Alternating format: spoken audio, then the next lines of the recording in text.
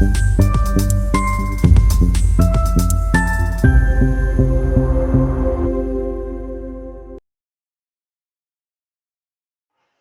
जुलाई 2025 को शेख अयाज शेख हारून का शव पूसद तालुका के खंडवा घाट में एक पत्थर के नीचे दबा मिला।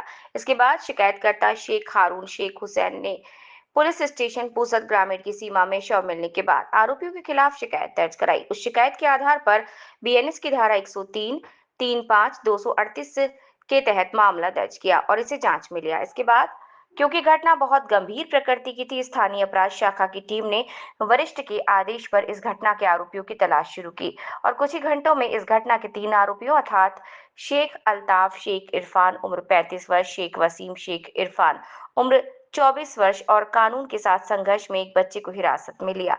साथ ही साथ जब आरोपियों से अपराध के बारे में पूछा गया तो उन्होंने कहा कि उनका मृतक के साथ पुराना विवाद था। इसके बाद स्थानीय अपराध शाखा की टीम ने तीनों आरोपियों को पुसद ग्रामीण पुलिस स्टेशन को सौंप दिया।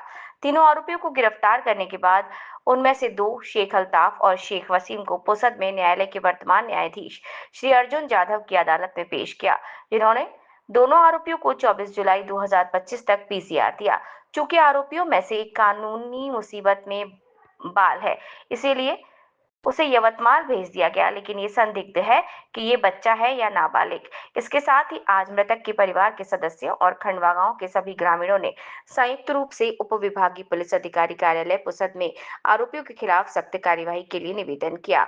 इस निवेदन में उन्होंने कहा कि आरोपी बेहद गुंडा है और गांव के लोगों को हथियार दिखाकर धमका रहा है और लोगों की जान को भी आरोपी से खतरा है, इसीलिए आरोपियों के खिलाफ सख्त कार्यवाही की जानी चाहिए।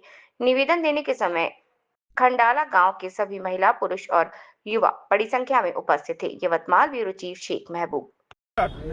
आम्ही सर्व हे गावकरी मंडळी अमृतनगर खंडाळा येथील सर्व मंडळी गावातल्या सोबत असलेले आमचे गावचे सरपंच, तंटामुक्ती अध्यक्ष, उपसरपंच आणि सर्व गावकरी मंडळी सोबत असलेले आमचे बंधू भगिनीने आणि सोबत असलेले हे सगळे स्त्री पुरुष हे जमा झालेले आहे। कारण आमच्या गावात एक अशी घटना घडली, ती घटना आतापर्यंत कुठेही घडली नव्हती।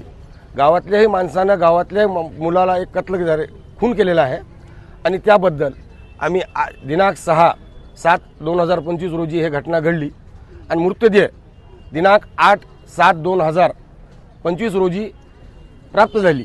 त्याच्यानंतर हे घटनानंतर आज दिनांक 11/7/2025 रोजी आम्ही सर्व गावकरी मंडळी एसडीओपी ऑफिस जवळ आम्ही इथे जमा झालेलो आहोत। जमा झाल्यानंतर त्याचे कारण हे आहे की त्यांचे काही आरोपी 3 आरोपी त्यांनी पोलिसांनी हातकडी लावून त्यांना धरलेला, त्यांचा आरोप सिद्ध झालेला आहे आणि बाकी त्यांचे उर्वरित जे लोक आहेत, भाऊ बंधू आणि त्यांचे वडील, यांच्यापासून गावाला एक असं निर्माण झालेलं आहे की त्यांच्यापासून गावाला धोका आहे आणि त्यांच्या इंस्टाग्राम आणि फेसबुकवर अवैध शस्त्राचे फोटो दिसून येत आहेत। त्या फोटोचा पुरावा आम्ही एसडीपीओ साहेबाला दिलेला आहे। तर आमच्या गावाच्या सर्व लोकांची मागणी अशी आहे की असे अवैध शस्त्र ठेवणं हे कायदेशीर गुन्हा आहे आणि त्यांच्यावर कायदेशीर कारवाई व्हावं आणि त्यांच्यावर मोका दाखल व्हावा, याची आमच्या सर्व गावकऱ्याची मंडळीची मागणी आहे। मागणी आहे का नाही सांगा, असं आमचं म्हणणं आहे की पोलीस प्रशासनामार्फत तुम्हाला कशा प्रकारे शब्द देण्यात आला? पोलीस हे सांगण्यात आलेलं आहे की त्यांच्यावर आम्ही कडक कारवाई करू आणि जे उर्वरित आरोपी जे आहेत गावामध्ये ते दहशत निर्माण करू लागलेत त्यांच्यावर आम्ही कारवाई धरू आणि तिथं काय घटना घडली आम्हाला तुम्ही तत्काळ कळवावा, 112 नंबरवर कॉल करावा, आम्ही त्यांना ताब्यात घेऊ आणि त्यांच्यावर कारवाई करू। आज तुम्ही किती व्यक्ती डीवायएसपी ऑफिसला आलेले आहे रहिवासी? अंदाजे स्त्री पुरुष धरून आम्ही 700-800 लोक इथं आलेले आहेत। खंडाळा आणि अमृतनगर हे गट ग्रामपंचायत असल्यामुळं खंडाळ्यातले लोक आणि अमृतनगरचे लोक सर्व मिळून एकत्र सोबत बाया माणसं घेऊन असे इथे आम्ही एसडीपी ऑफिसला येऊन निवेदन साहेबाला दिलेलं आहे।